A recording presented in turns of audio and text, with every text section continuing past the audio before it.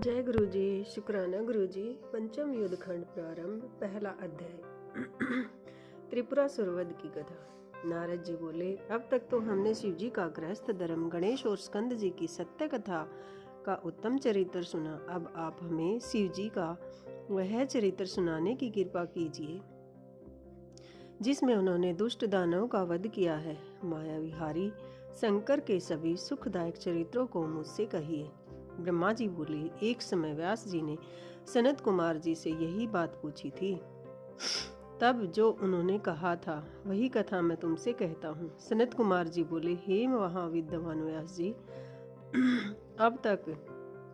अब तुम शिव जी के उस शुभ चरित्र को सुनो जिसमें कि एक ही बाण से उन्होंने त्रिपुरासुर को भस्म किया था। शिवपुत्र स्कंद द्वारा तारकासुर के मारे जाने पर उसके 3 दैत्य पुत्र पृथ्वी पर तपस्या करने लगे। उनमें ताराक्ष श्रेष्ठ, विंध्युमाली, मंजला और कमलाक्ष सबसे छोटा था। ये तीनों समान बली, जितेंद्रिय, बल तत्पर, संयमी, सत्यवादी, दृढ़चित, महावीर और देवद्रोही थे। इन तीनों ने अपने समस्त मनोरथों और भोगों को भोग कर ब्रह्मा जी को प्रसन्न करने के लिए सुमेरु पर्वत की गुफा में जाकर बड़ा ही अद्भुत तप किया। तप करते करते उन्होंने अपनी देह को सुखा डाला। वे 100 वर्ष तक एक पांव से पृथ्वी पर खड़े होकर तप करते रहे। हजारों हजार वर्ष तक उन्होंने विविध प्रकार से कठिन तपस्या की। तब उनको इस प्रकार तप करते हुए देखकर ब्रह्मा जी प्रसन्न हो उन्हें वहां वर देने आए और ब्रह्मा जी ने कहा, हे महादेवतो, मैं तुम पर प्रसन्न हूँ, जो इच्छा हो वर मांगो। असुरों ने ब्रह्मा जी को प्रणाम किया और सने सने विचार कर कहा कि हे देवेश, यदि आप हम पर प्रसन्न हैं तो हमें सब प्राणियों से अवैध कीजिए। हमारे जितने भी विघ्न हो उन्हें दूर कीजिए। न हमें बुढ़ापा हो, न रोग, न किसी प्रकार हमारी मृत्यु हो। हम सब अजर अमर रहें और यदि हम चाहें तो त्रिलोकी का भी वध कर सके। सनत कुमार जी कहते हैं कि जब उन तपस्वियों ने इस प्रकार कहा तब उनके वचनों को सुनकर ब्रह्मा जी अपने प्रभु गिरीश शंकर का स्मरण कर कर बोले, हे असुरों, अमरत्व त्याग और जो चाहो मांगो, इस कार्य से निवृत्त हो। कोई भी प्राणी अजर अमर नहीं होता। काल के भी कालहरि और शंकर भगवान के सिवा संसार में कोई भी अमर नहीं होता। अतएव तुम सत्व गुण के आश्रय हो। मृत्यु में कोई कारण लगा कर वर मांगो जिससे तुम्हारी इच्छा पूर्ण हो जावे। तब ध्यान अवस्थित हो उन्होंने एक मुहूर्त तक विचार कर पितामह से कहा कि हमारे पास कोई दृढ़ दुर्ग नहीं है जिसमें शत्रु न प्रवेश कर सके। आप हमें ऐसा कोई सुरक्षित 3 पुरों का निर्माण करा दीजिए। उसमें धन संपत्ति के सुखदायक सभी साधनों के अतिरिक्त अस्त्र शस्त्र की भी सभी सामग्रियां उपलब्ध हो, जो किसी के भी ध्वस्त न हो। देव दानव कोई भी उसे तोड़ न सके। यह कहकर ताराक्ष ने अपने लिए सुवर्ण का, कमलाक्ष ने चांदी का और विंध्युमाली ने लोहे का पुर निर्माण कर देने की प्रार्थना की। ब्रह्मा जी ने कहा, तथा अस्तु, ऐसा ही होगा, परंतु शिव जी के हाथों ही तुम में सब मारे जाओगे और अन्य तुम्हें कोई भी नहीं मार सकेगा। ऐसा कह ब्रह्मा जी ने मैं को बुला उन तीनों के लिए 3 पुर का निर्माण करा देने की आज्ञा दी। फिर अपने धाम धूलोक को चले गए। मैंने परिश्रम से 3 पुरों का निर्माण किया। जिसने जैसा मांगा था उसे वैसा पुर मिला। एक आकाश में, एक स्वर्ग में और एक पृथ्वी में स्थित था। मैं वह 3 पुर उन असुरों को देकर स्वयं भी उनके हित की इच्छा से वहीं पर निवास करने लगा। इस प्रकार तारक के वे 3 महाबली पुत्र अपने अपने पुर में रह आनंद से भोगने लगे। ब्रह्मा जी के वर से वे त्रिलोक को नष्ट कर महान राज्य करने लगे। जय गुरु जी। शुक्राना गुरु जी। पंचम युद्ध खंड का पहला अध्याय समाप्त। ओम नमः शिवाय। शिव जी सदा सहाय। ओम नमः शिवाय। गुरु जी सदा सहाय। जय गुरु जी। शुक्राना गुरु जी। पंचम युद्ध खंड का दूसरा अध्याय। देवताओं द्वारा शंकर जी की स्तुति। व्यास जी बोले, हे वक्ताओं में श्रेष्ठ ब्रह्मा जी के पुत्र, फिर क्या हुआ और देवता कैसे सुखी हुए, यह मुझे बताइए। ब्रह्मा जी बोले, बुद्धिमान व्यास के इस वचन को सुनकर शिव जी के चरण कमलों का ध्यान कर सनत कुमार जी ने कहा, तब इस प्रकार त्रिपुरों के तेज से दग्ध हो इंद्र आदि देवता दुखित हो ब्रह्मा जी के पास गए।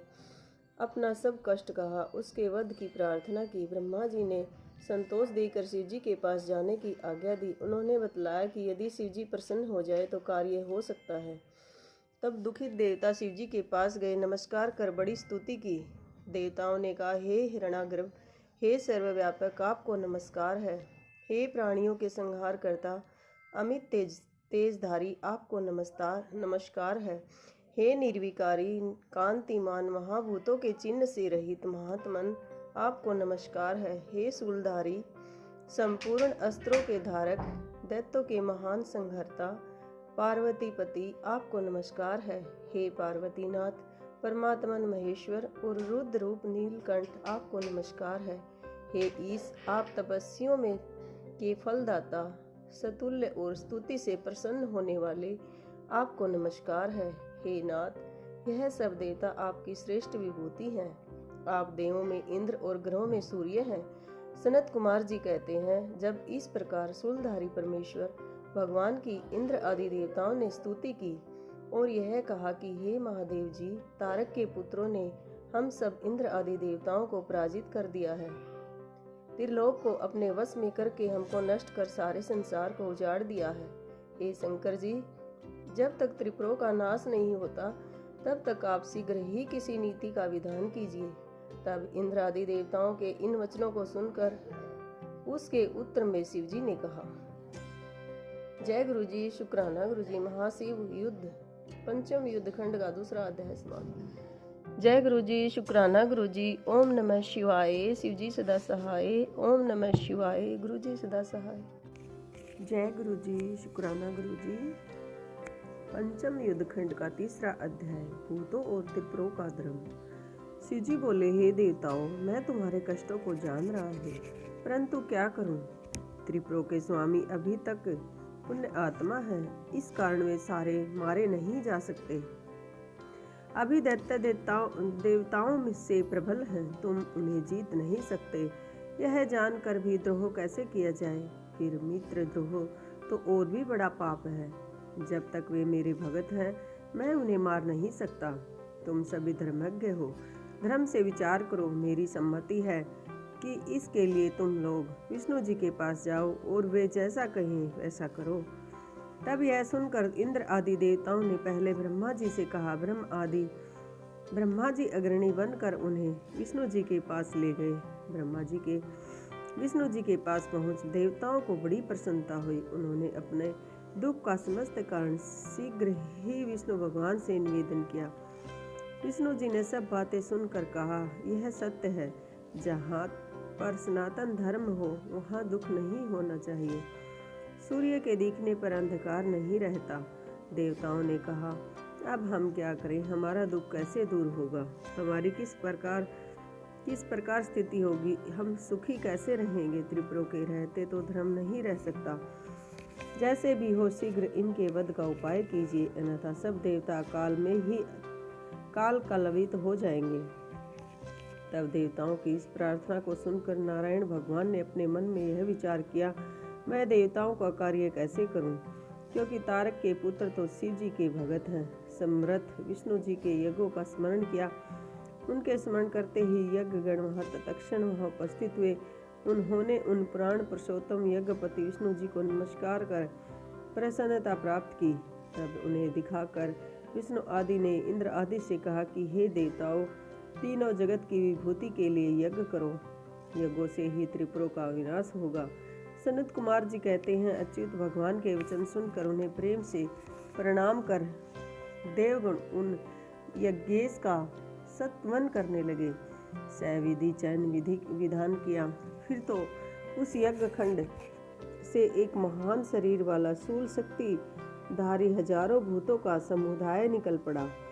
तब अनेक प्रकारों से युक्त नाना वेशधारी काल अग्नि रुद्र के समान तथा काल सूर्य के समान प्रकट हुए। उन भूतों से विष्णु जी ने कहा, हे भूतगणों, देव कार्य के लिए तुम मेरी आज्ञा से शीघ्र ही त्रिपुर नगर को जाकर उन्हें नष्ट कर आओ, इसी में तुम्हारी ख्याति है। विष्णु जी के उन्हें जाकर नष्ट कर आओ, इसी से तुम्हारी ख्याति है। विष्णु जी के इन वाक्यों को सुनकर वे भूतगण दैत्यों के त्रिपुर नगर को गए।